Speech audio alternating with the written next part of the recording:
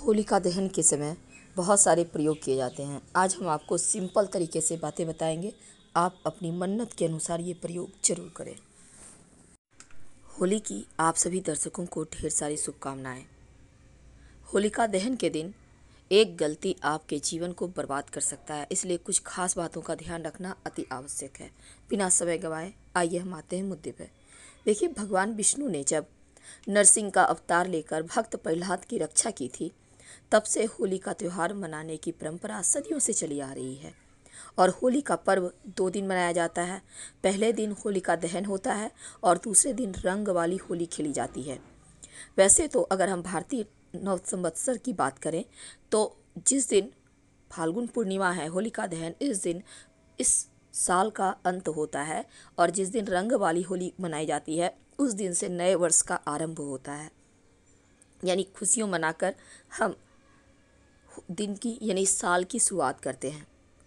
तो इस बार होलिका दहन 28 मार्च को है और होली 29 मार्च को, रंगों वाली होली। होलिका दहन के दिन कुछ खास प्रयोग, कुछ खास बातों का ध्यान रखना अति आवश्यक है, नहीं तो जीवन में परेशानी आ जाएगी। तो वो कौन सी बातें हैं जिसका ध्यान रखना चाहिए?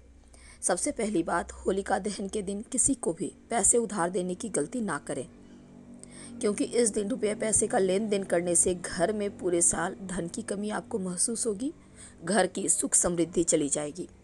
तो होलिका दहन की रात या दिन में पैसे किसी को उधार देने लेने से बचिए जहाँ तक संभव हो, क्योंकि धन बहुत ज़रूरी चीज़ है। लोग टोटके करते हैं, आपसे धन लेकर लोग टोटके करते हैं, भले ही 2 दिन बाद वापस कर दें, लेकिन आपके लक्ष्मी को आप वो प्राप्त करना चाहते हैं, आपके भाग्य को प्राप्त करना चाहते हैं, तो समझिए इशारा और किसी को भी ना दें।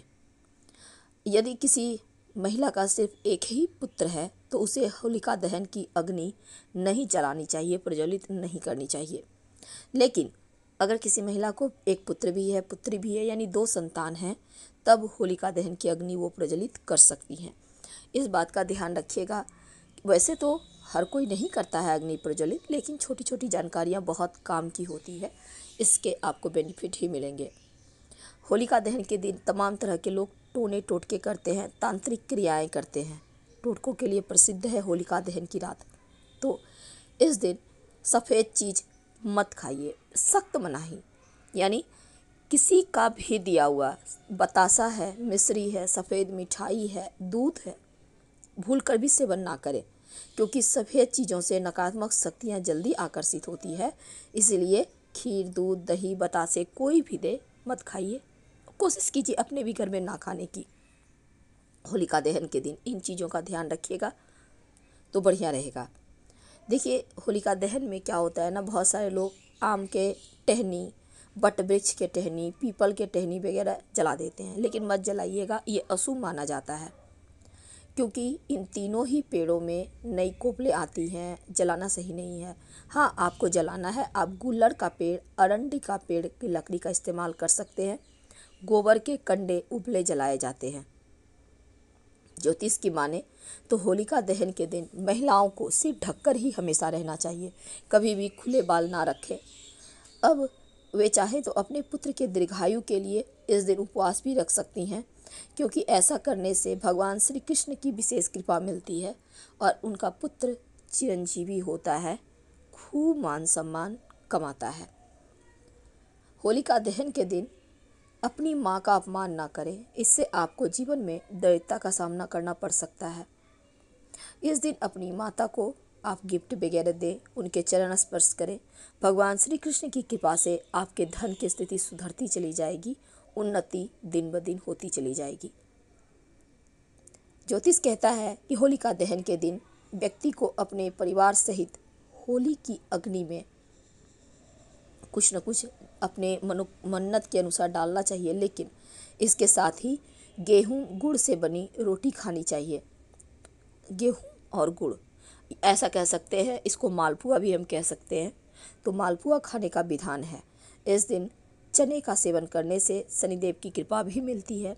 तो आप चने का बहुत तरह की चीज़ें बनती है, नहीं कुछ तो सब्जी बनाए, उसमें 2-4 दाने चने ही डाल दें, शनिदेव की कृपा बरसती है। तो ये छोटा सा प्रयोग जरूर कीजिएगा। होलिका दहन का शुभ मुहूर्त इस बार, चूँकि 28 मार्च को शाम 6:36 से रात 8 बजे तक शुभ योग है और 8:03 से रात 9 बजे तक अमृत काल रहेगा। शास्त्रों की माने तो ये वक्त सबसे उत्तम है। अब सवाल ये होता है कि होलिका की अग्नि में क्या ना डालें। देखिए, पानी वाला नारियल जो साबुत होता है वो मत डालिए, नहीं तो फट पड़ेगा, चारों तरफ चिंगारी उड़ेगी।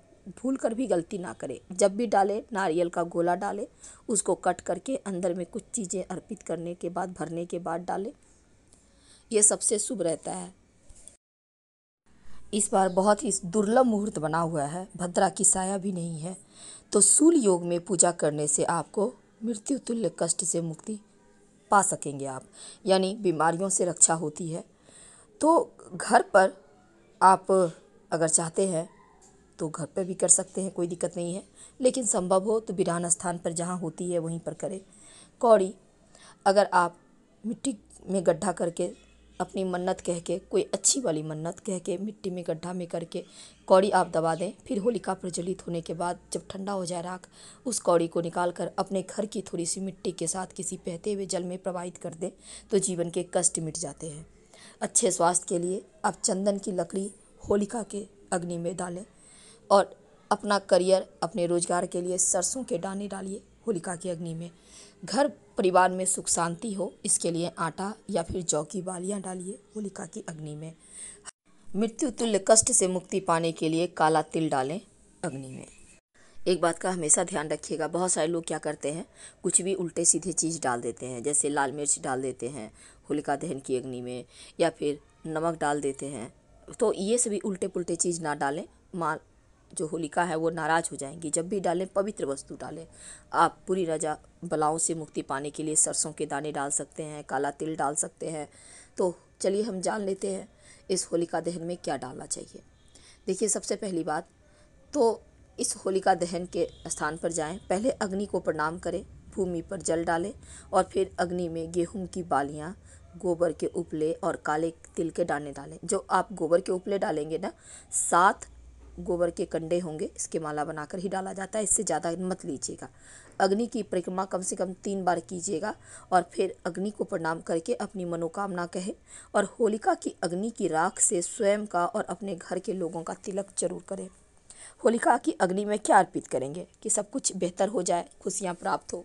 सिंपल तरीके से जानते हैं। अच्छे स्वास्थ्य के लिए काला तिल डालें, बीमारियों से मुक्ति पाने के लिए हरी इलायची और कपूर डालें, धन लाभ के लिए चंदन की लकड़ी डालें और रोजगार की प्राप्ति के लिए पीली सरसों डालें। विवाह शीघ्र होने के लिए, वैवाहिक जीवन की परेशानियों से मुक्ति पाने के लिए हवन सामग्री डालें और नकारात्मक ऊर्जा से मुक्ति पाने के लिए काली सरसों, जिसको हम राई कहते हैं, उसको डाल सकते हैं। आपको इसके बेनिफिट मिलेंगे। जब होलिका दहन शांत हो जाए तब वहाँ पर से थोड़ा सा राख ले आइए, चुपके से लाना है और राख लाने से लाके अपने घर में छोटे छोटे प्रयोग कर सकते हैं। याद रखिए, इस दिन सफ़ेद चीज़ें, दूध, दही, चावल आदि का सेवन भूल कर भी ना करें। काले चने का सेवन जरूर करें और ज़रूरतमंद व्यक्ति को काला चना का दान भी कर सकते हैं। आपके संकट दूर होंगे, उन्नति के मार्ग खुलेंगे। तो छोटे छोटे प्रयोग है और इस दिन पुआ, मालपुआ आप जरूर खाइए, क्योंकि मालपुआ खाने से जीवन की हर परेशानी दूर हो जाती है। हम आपसे विदा लेते हैं, क्योंकि स्वास्थ्य की परेशानी की वजह से थोड़े से हम आपसे दूरियां बनाए हुए हैं।